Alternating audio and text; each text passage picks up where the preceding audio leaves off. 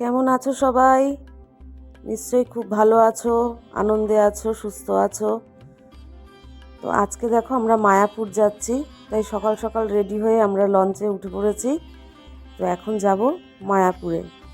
তো মায়াপুরে যাওয়ার জন্য প্রথমে তো নবদ্বীপ থেকে এলাম অটো করে, এসে এই খেয়াঘাটে আসলাম, তারপর টিকিট কেটে বসেছি লঞ্চে। তো লঞ্চটা ভর্তি হবে, তারপর এখন লঞ্চ ছাড়বে। গোপালকেও নিয়ে এসেছি, আমার গোপুসোনাকে। আর আজকেই আমাদের ঘোরার শেষ দিন, আজকেই বাড়ি ফিরতে হবে, সেই জন্য একবারে গোপালকে নিয়ে বেরিয়েছি, একটু মায়াপুরটা দেখাবো। আর জানো তো, এই নদীর জলটা, দুটো নদীর জল একসাথে হয়েছে, একটা কালো একটা সাদা, কাছের থেকে দেখলে বোঝা যায়। তো কথা বলতে বলতে আমরা চলে আসলাম। এবার আমরা নামবো আর মায়াপুরের দিকে যাচ্ছি। দেখো, ওই যে গোপাল আমার বাস্কেটের মধ্যে রয়েছে, ওকে এখন বার করিনি, একটু পরে ওকে বার করব। কারণ জানো, গোপাল যেখানে থাকে সেখানেই দুষ্টুমি করে, ওই জন্য ওকে একটু ঘুম পাড়িয়ে রেখেছিলাম।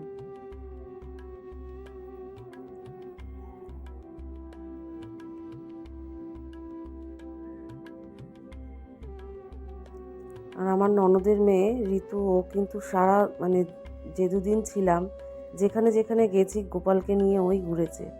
ও ঠাকুর ঠাকুর খুব ভালোবাসে, সারাক্ষণ ঠাকুরের সেবাতেই লেগে থাকে।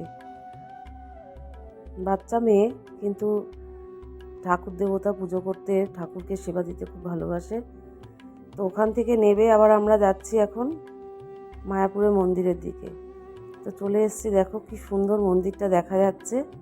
এবার আমি গোপালকে বার করে আমার হাতে নিয়েছি।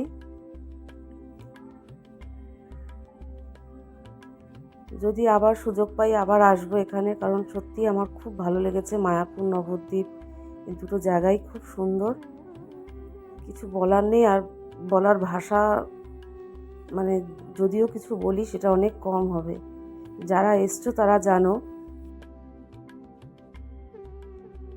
তো তারা তো জানোই মন্দিরের কি সুন্দর, ডেকোরেশন বলো বা সৌন্দর্য বলো, খুব সুন্দর। আর আমার ধারণাই ছিল না যে এত বড় এরিয়া, যতই হাঁটছি হেঁটেই যাচ্ছি। তারপর গোশালায় গেলাম আমরা, অনেকটা হেঁটে ভেতর দিকে গোশালা। তার পাশ থেকে দেখলাম ছোট ছোট ঘর, এগুলো কি হচ্ছে বুঝলাম না, হয়তো ভেতরে থাকার জন্য কোনো হোটেল টোটেল হচ্ছে বা কোনো দোকান, এরকম কিছু হচ্ছে। তো দেখে তো এত ভাল লাগছে কি বলবো। আর তার ভেতরেও দেখি সব সাহেবরা গাড়ি বাইকে করে ভেতর দিকে যাচ্ছে, আরও ভেতরে, তার আরও কত ভেতরে জায়গা আছে। তারপরে আসলাম এখানে অনেক রকম ঠাকুরের স্ট্যাচু রয়েছে, নানা রকম অবতারের মুখ, ঠিক বলতে পারবো না।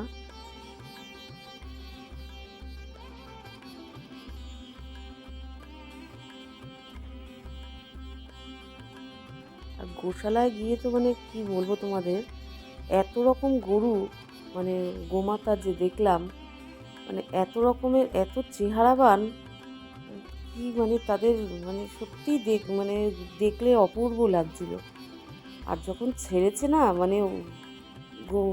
গরুগুলোকে, তখন কি এত ভয় লাগছিল যে ভাবছিলাম যে একটা যদি গায়ে কোনো রকম এসে পড়ে, তো কিন্তু না, ওদের সিস্টেমটাই কি সুন্দর।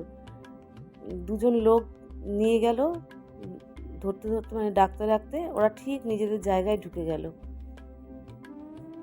তো সেটাই হচ্ছে অবাক লাগে যে ভালোবাসা মানুষকে সব রকম সব কিছুই করাতে পারে। সে পশু, ভালোবাসা এমন একটা জিনিস যে পশুদেরও বশ করে নেয়।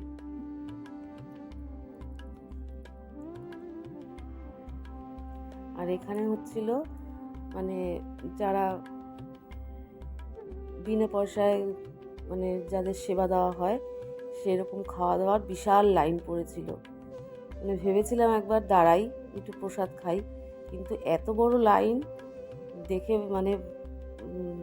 মানে বাড়ি ফেরা হতো না, এত লাইন।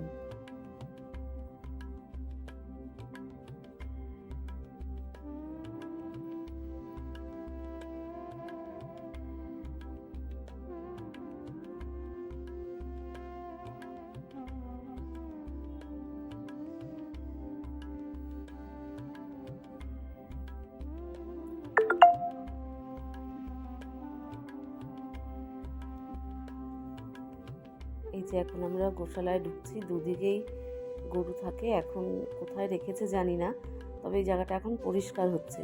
দুটো জায়গায় মোটামুটি ফাঁকা, আর কিছু কিছু আছে। দেখো এক একজনের মানে হৃষ্টপুষ্ট চেহারা,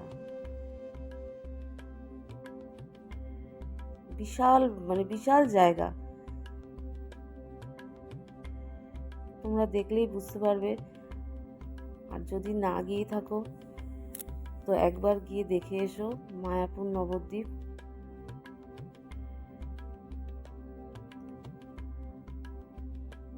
এই দেখো, যে বললাম না গরুগুলোকে ছেড়েছে, কি চেহারা দেখো এক একজনের। আর আমরা ওই ভয়ে কোনায় দাঁড়িয়ে রয়েছি, কিন্তু ওখান থেকে একজন মহিলা বলছিলেন যে কিচ্ছু করবে না, ভয় পাওয়ার কিছু নেই। কিন্তু যদিও হোক, আমরা অচেনা, এই যে উনি বলছিলেন যে কিচ্ছু করবে না, ওরা ঠিক ঢুকে যাবে। দেখো ঠিক ওদের জায়গা ওরা চেনে, কি সুন্দর ঢুকে গেল। আর কত রকমের নাম তাদের।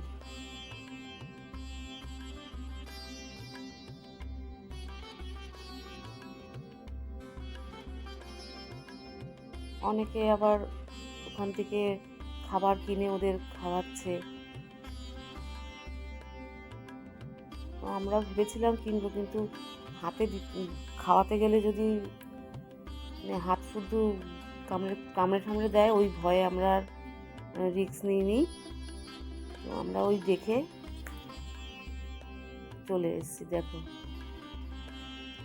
ছোট্ট একটা বাছুর হয়েছে।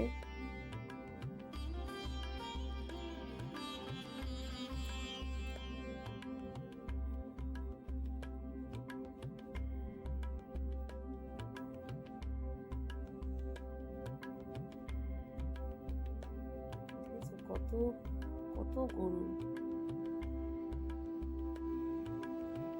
এখান থেকে আমরা ঘি নিয়ে এসেছি, ধূপকাঠি নিয়ে এসেছি, এত সুন্দর গন্ধ। আর ঘিটার কথা তো কিছু বলারই নেই।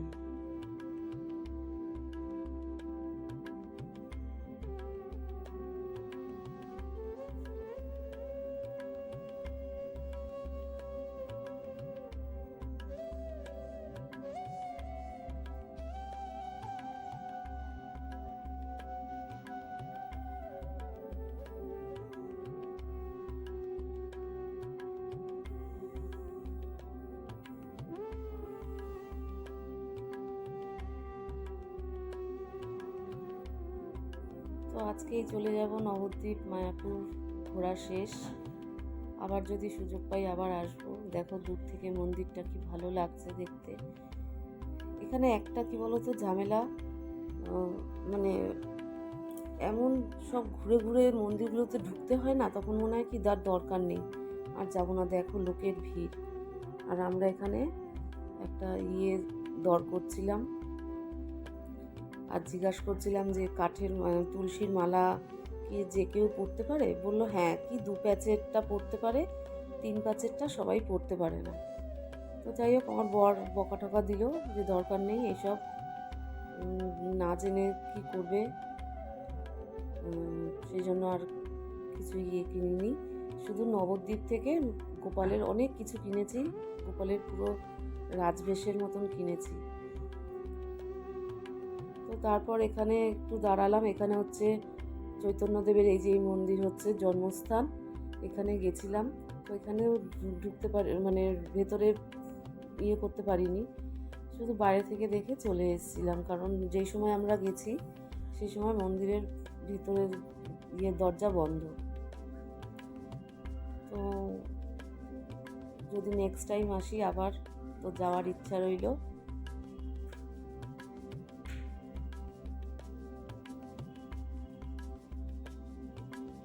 এই যে সেই নিম গাছ।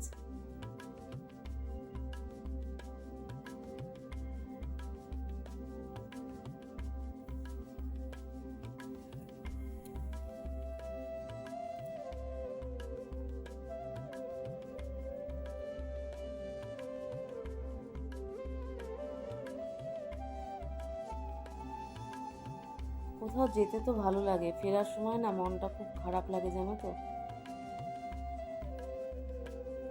তো এই স্মৃতিগুলো এখন কয়েকদিন বাড়িতে গিয়ে থাকবে, আর তারপর দেখবো ম্যানেজ করে আবার যদি আসা যায়। আর এখানটায় যে ঢুকলাম না, এই জায়গাটা তো মানে অপূর্ব সুন্দর, একটা মিউজিয়াম টাইপের, খুব সুন্দর।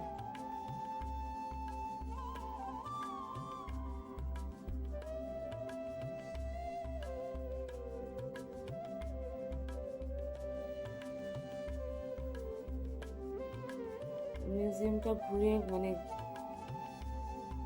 এই যে এখানে দেখো কালিয়াদাও দমন করেছিল, সেরকম একটা স্ট্যাচু করা।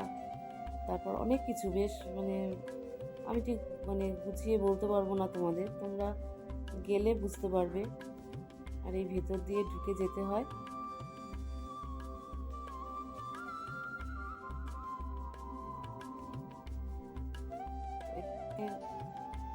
বিষ্ণু কত রকমের রূপ সেটা দেখানো হয়েছে, খুব সুন্দর এইগুলো। আর একটা জায়গায় দেখলাম গোপাল, মানে একটা গোপাল বড় করে দোলনায় ঝুলাচ্ছে, দোল খাওয়াচ্ছে, সেটাকে আমরা আবার একটু দোলালাম, মানে খুব সুন্দর লাগছিল এই মিউজিয়ামটায় এসে। আর এদের মানে কি বলবো তোমাদের, তোমরা তো দূর থেকে দেখছো, কিন্তু যে স্ট্যাচুগুলোতে ড্রেসগুলো পরানো না, মানে এত সুন্দর লাগছে দেখতে, কি বলবো।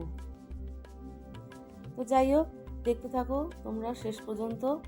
আর ভালো লাগলে একটা লাইক করো, কমেন্টস করে জানিও কে কে কে নবদ্বীপ গেছো আর কে কে যাবে। তো জানিও, ভালো লাগলে সাবস্ক্রাইব করে পাশে থেকো। তো আজকের মতো এখানেই, সবাই ভালো থেকো।